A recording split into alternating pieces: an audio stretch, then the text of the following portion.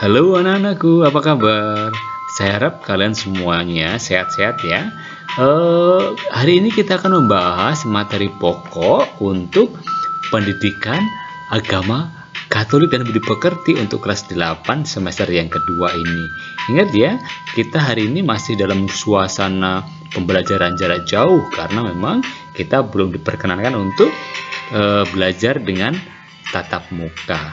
Nah, maka kita akan membahas tentang materi-materi apa saja sih yang akan kita lalui untuk di semester kedua ini. Ya, untuk materi pokoknya nanti akan ada 8 materi pokok yang akan kita lalui di semester kedua ini ya, untuk kelas 8. Apa saja itu? Yang pertama, Yesus mengutus Roh Kudus. Kemudian yang kedua, Roh Kudus memberi daya kekuatan. Kemudian yang ketiga, gereja sebagai paguyuban. Yang keempat, pelayanan gereja sebagai paguyuban. Yang kelima, gereja sebagai tanda dan sarana keselamatan manusia. Yang keenam, sakramen inisiasi. Yang kedelapan, sakramen tobat. Dan yang terakhir, yang kedelapan, sakramen pengurapan orang sakit. Nah, anak-anakku, kedelapan materi pokok ini yang akan kita lalui ya di semester kedua ini. Siap ya? Siap dong. Nah, kompetensi dasarnya apa saja ya? Ingat bahwa setiap pembelajaran harus ada kompetensi dasar yang harus kalian kuasai. Ya. Yang pertama, percaya akan Roh Kudus sebagai daya hidup gereja. Ya, kita harus bisa nanti membangun kepercayaan kita akan Roh Kudus. Kemudian santun dalam kehidupan menggereja sebagai wujud karya Roh Kudus. Nah, ini menuju sikap yang santun ya dalam kehidupan.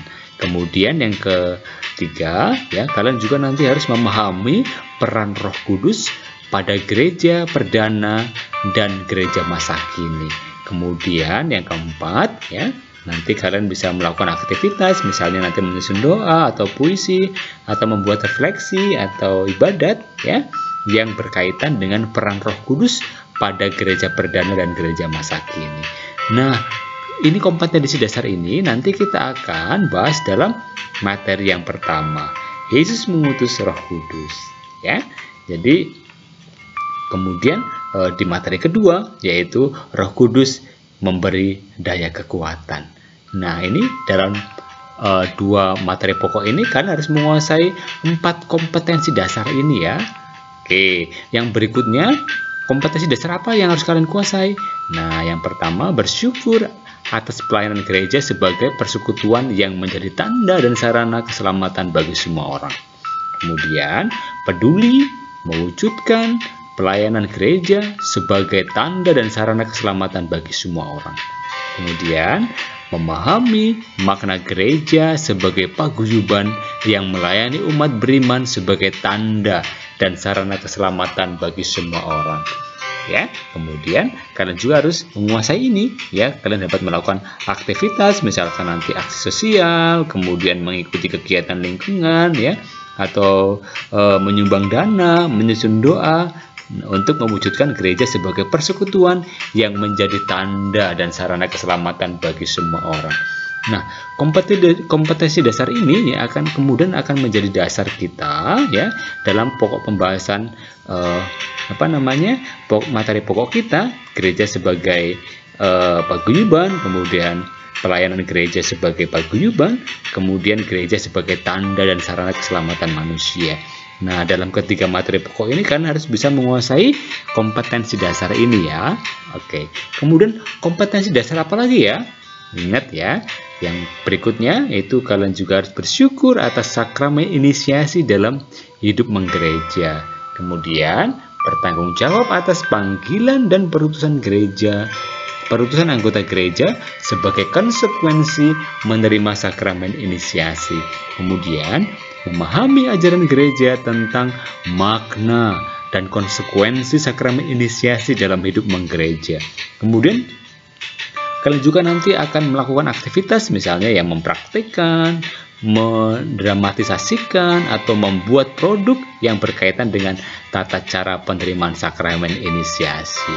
Nah, ini nanti akan kita bahas ya di pokok materi atau materi pokok sakramen inisiasi. ya. Nanti dalam materi pokok sakramen inisiasi kalian harus bisa menguasai 4 kompetensi dasar ini. Oke, kemudian yang berikutnya, kompetensi dasar apa sih? Nah, bersyukur atas sakramen tobat dan sakramen pengurapan orang sakit sebagai tanda dan sarana penyelamatan orang berdosa dan orang sakit. Kemudian, bersikap peduli pada orang yang bertobat dan orang yang sakit. Kemudian, kalian juga harus bisa nanti memahami gereja sebagai tanda dan sarana penyelamatan bagi orang berdosa dan orang sakit melalui sakramen tobat dan sakramen pengurapan orang sakit. Kemudian, kalian juga nanti akan melakukan aktivitas misalnya mengunjungi atau mendoakan atau menyusun doa yang berkaitan dengan orang yang bertobat dan orang yang sakit.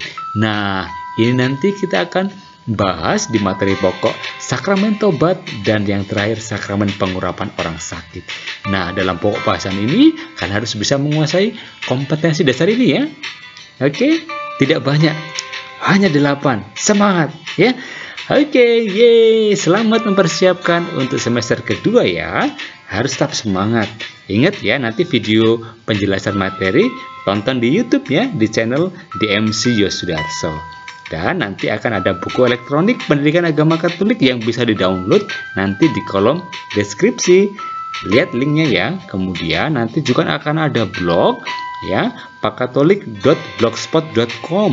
Nah, ini nanti akan ya memberikan materi-materi yang misalkan ada yang kesulitan untuk mengakses video di YouTube, maka kalian juga bisa akses pakkatolik.blogspot.com ya, karena nanti di situ juga akan ada materi pembahasan kita ya. Ingat ya, untuk ya melihat video pembelajaran di channel DMC Yosudarso Method.